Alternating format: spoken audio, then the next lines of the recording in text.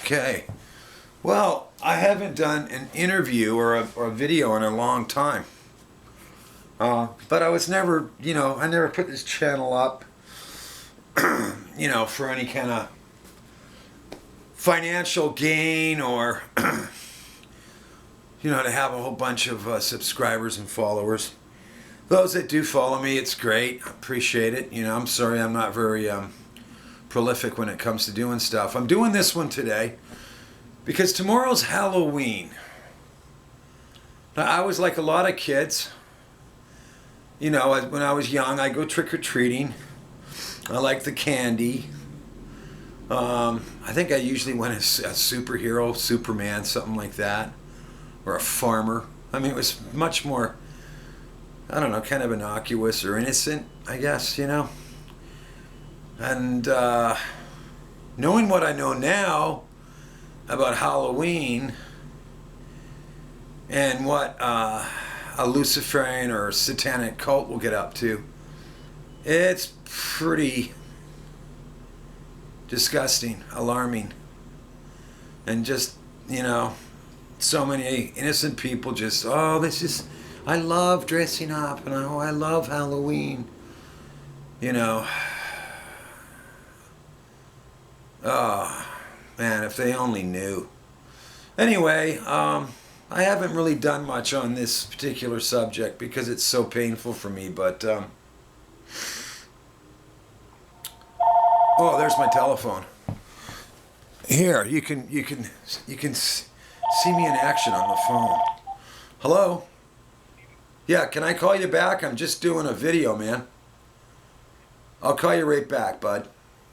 Okay. So, my family out in Victoria, they used to come and stay with me. My mother would come to LA when I had my house and stay with me. And, many occasions actually, when I had an apartment and lived in Venice, she'd come and visit. My sister drove to Montana right after my son Morgan was born, on the set of A River Runs Through It. And I introduced her to Redford and Brad Pitt and different people. So I had a, communication obviously with my family.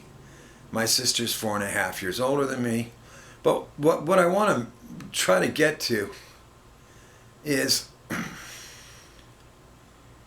I don't know what happened to that family of mine. Since I found out about someone beating up my ex-wife in front of my children, and I was still married at the time, and then my 4-year-old son having his life threatened to be hurt if he talked to me.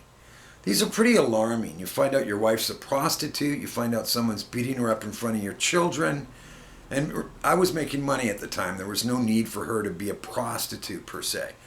But I mean, all this happened at once, and then I'm followed and tracked, and I get death threats. I'm starting Lionsgate. My partner tells me that if I don't forget about my kids, I'm dead. Forget about your kids or you're dead. And his father was, I guess, one of the heads of CSIS. But everything just pounded down on me, and I went out to Victoria because I thought, like, my family will rally around me, surely. I went through some paranormal stuff in Victoria, BC, Canada, that to this day I won't talk about because it was so insane. And what happened is my family completely turned on me. And then, so you try to remember, well, what was going on in that family? Oh, that's true. My sister was hanging out in Bastion Square where there was this satanic church. My sister got, when she was 16, she got caught cutting the head of a boyfriend's family cat off. It was very, at the time I'm like, she cut the head of a cat off? One of the few times I've seen my mother in the last 20 years, I had Kim with me and I brought it up to my mother. You remember when Jan cut the head of the cat off? Oh yes, dear, but that was a long time ago and it's not important. Anyway, this family has disowned me. My aunt, I think, is a psychologist or was a psychologist. My sister's a social worker. Whether she's a practicing Satanist or not, I really don't know. She will not answer a phone call. I have no communication with any of them, and none with my sister for 22 years. I have never received a birthday card or a Christmas card or a phone call on Christmas or my birthday, or ever, period, in 22 years. And it's like, why? It wasn't like I was sneaking down the hall abusing my sister.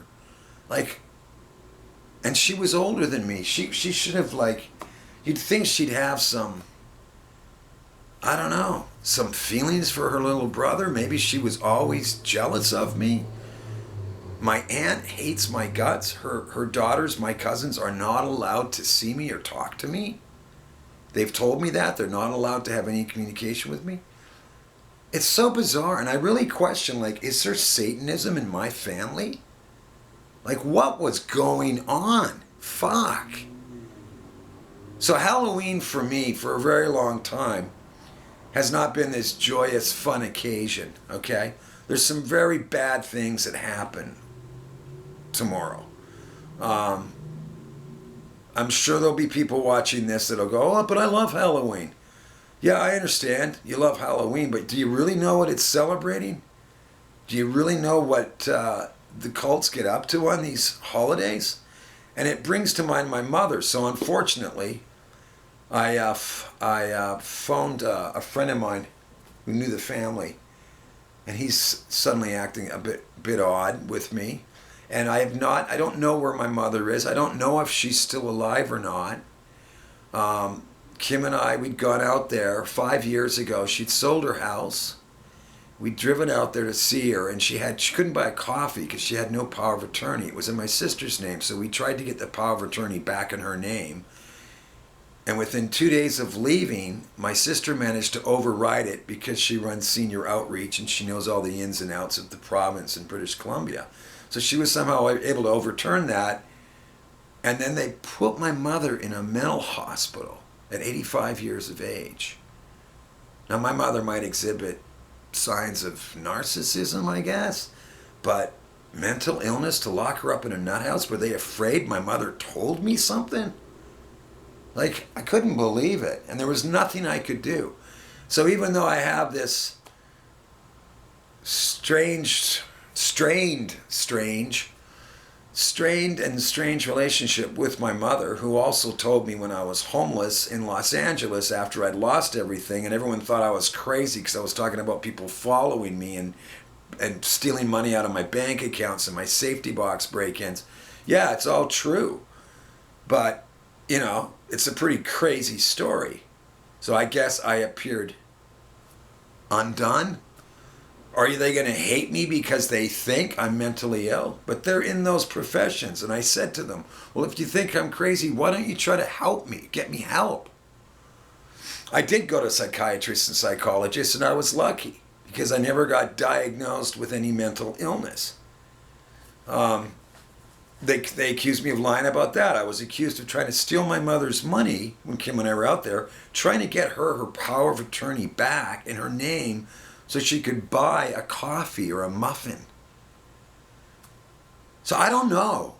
My mother, when I had called her 20 years ago, and that's when I was homeless, and I was talking about what I was experiencing, she told me to kill myself and just kill yourself and get it over with. And that actually gave me the strength to keep going in spite of